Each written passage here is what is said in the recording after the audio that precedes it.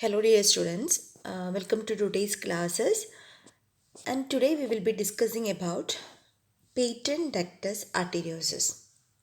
So the term ductus arteriosus is very familiar for you now because in fetal circulation we have discussed what is ductus arteriosus.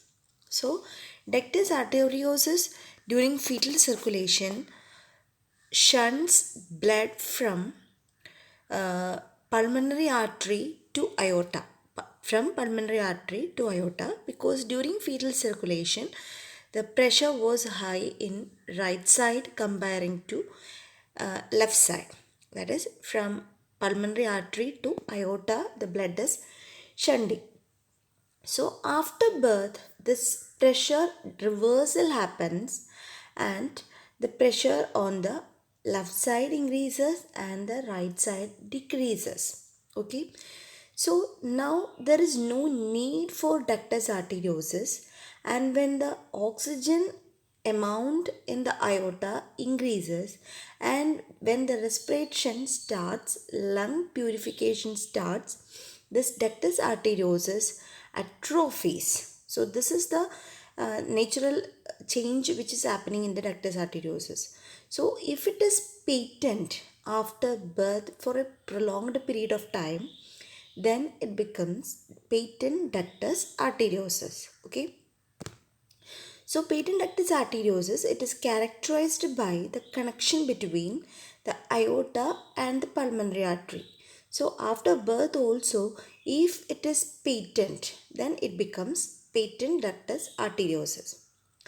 All babies are born with a ductus arteriosus. So we know that fetal circulation, it is an important structure, ductus arteriosus. So everybody has this particular ductus arteriosus. As the baby takes the first breath, the blood vessels in the lungs opens up and the blood begins to flow. So when this purification in the respiratory system in the lungs happens, the ductus arteriosus is not needed to bypass the lungs. Okay. In order to bypass between the pulmonary artery and aorta, now this patent ductus arteriosus is not required. So normally it atrophies. So in some babies, however, the ductus arteriosus remains open, that is patent. The opening between the aorta and pulmonary artery allows the oxygenated blood to pass back through the blood vessels in the lungs.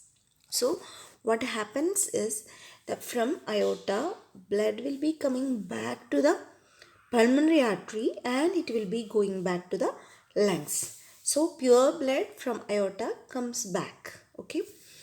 Patent ductus arteriosus occurs in 6 to 11 percentage of children with congenital heart diseases. So already VST is comparatively higher with incidence, and after that patent ductus arteriosus is also comparing to other congenital heart diseases. It is also, we can see that 6 to 11 percentage is the incidence. Okay. So this is the defect. So inside a heart with patent ductus arteriosus. So here the aorta to pulmonary artery. If ductus arteriosus is normal for all baby, but if it is patent after birth, then it is known as patent ductus arteriosus. So this is the connection between the aorta to pulmonary artery. Okay. So the effect of patent ductus arteriosus, the pathophysiological change is already same, just like any increased pulmonary blood flow conditions. Okay. So the effect is patent ductus arteriosus. So oxygenated blood passes from the aorta to the pulmonary artery and mixes with the unoxygenated blood which goes to the lungs. Okay. Increased blood volume to the lungs leads to pulmonary hypertension and congestion. Further, because blood is pumped at higher pressure through the patent ductus arteriosus, the lining of the pulmonary artery will become irritated and inflamed. Bacteria in the bloodstream can easily infect this injured area and bacterial endocarditis can occur. So the two effects are, first one is pulmonary hypertension and congestion because of the volume overload to the pulmonary artery and lung area.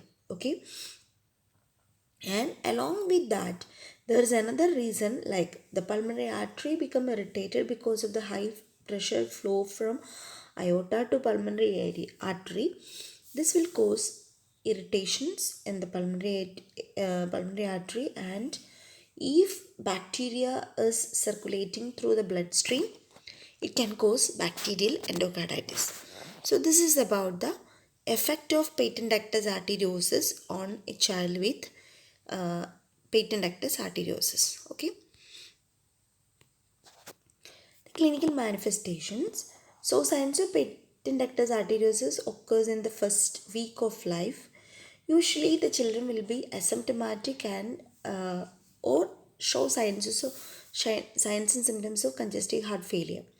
So usually child will be asymptomatic and symptoms will be presented if the um, flow is high, the patent ductus arteriosus is high, and it will cause more amount of blood to flow from left to right. Okay.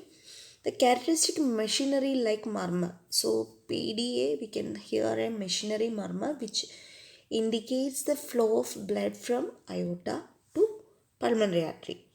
Increased partial pressure of oxygen, carbon dioxide,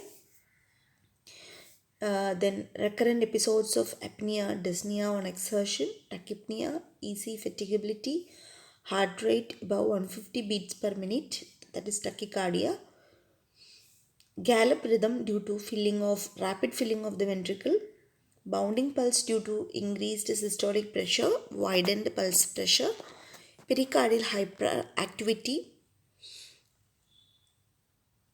risk for bacterial endocarditis, cardiomegaly, systolic murmur, congestive cardiac failure, sweating, congested breathing, shortness of breath, poor weight gain, cyanosis of lower half of the body if pulmonary vascular obstructive disease develops because of the right to left ductal shunt. So, these are the clinical manifestations of patent ductus arteriosus. So, generally, as any other increased pulmonary blood flow conditions, usually the child will be asymptomatic initially, and slowly the manifestations of congestive cardiac failure and other problems will be appearing for any child with PDA. Diagnostic evaluation, history collection, physical examination, radiographic examination can be done. ECG can be taken, echocardiography, and cardiac catheterization. So, these are the diagnostic evaluations for diagnosing a child with PDA. In management, medical management, careful fluid regulation in order to manage the CCF, respiratory support because the child will have respiratory congestion or the pulmonary congestion and other pulmonary hypertension. So, management of that. Diuretic therapy, it is to control the workload of the heart. Administration of prostaglandin inhibitor indomethacin for preterm babies and some infants. So, indomethacin administration in some children, it is proved that it is spontaneously closing the patent ductus arteriosus. So, it is a medical management for uh, closing the patent ductus arteriosus by administration of prostaglandin inhibitor like indomethacin. Okay. Then adequate nutrition can be given because child may have failure to thrive or other problems of malnutrition. Okay. The non-surgical closure, small ductus arteriosus can be closed by non-surgical closure like less than 4 mm in diameter are closed by coils. Okay, larger ones by Amblytzer patent ductus arteriosus device. So this is about the non-surgical closure by insertion of catheter or other devices. Okay. So this is the closure picture. The catheter is passed through the patent ductus arteriosus and you can see the coil administration.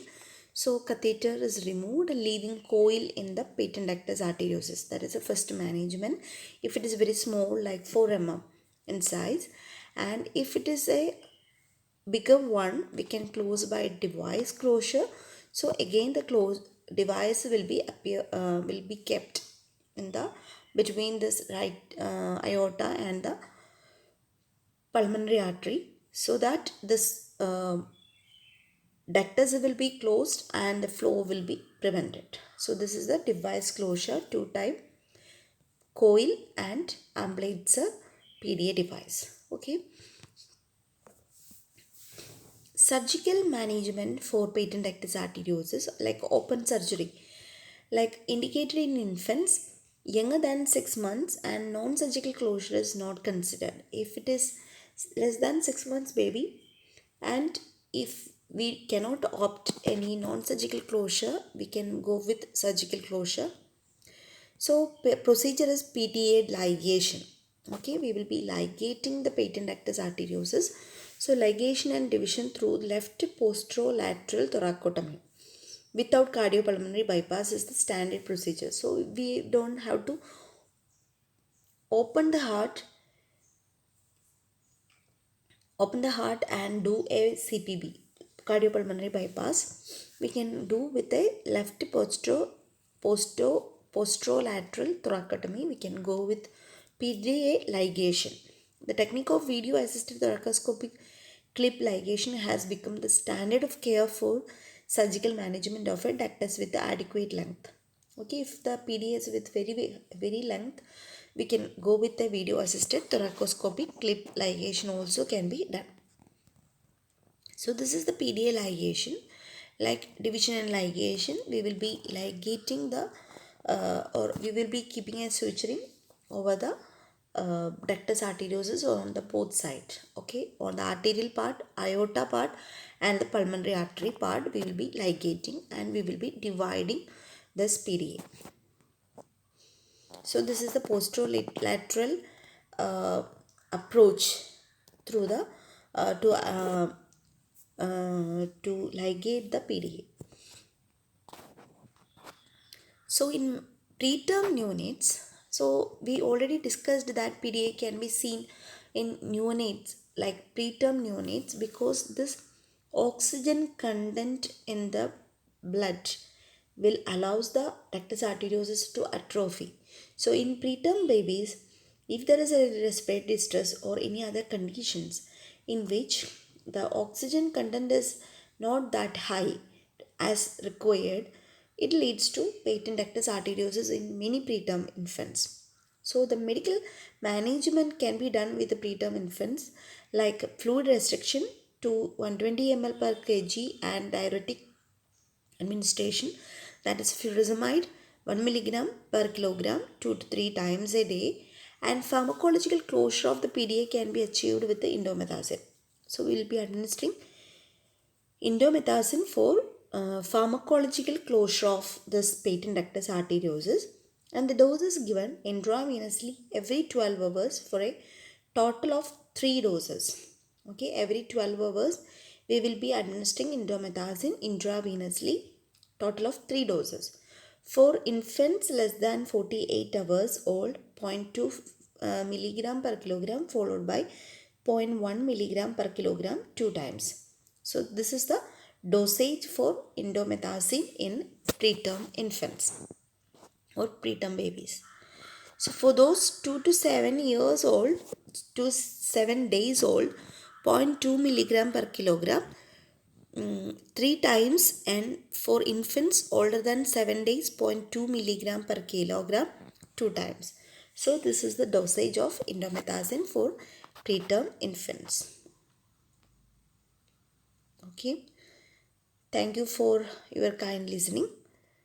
Thank you very much.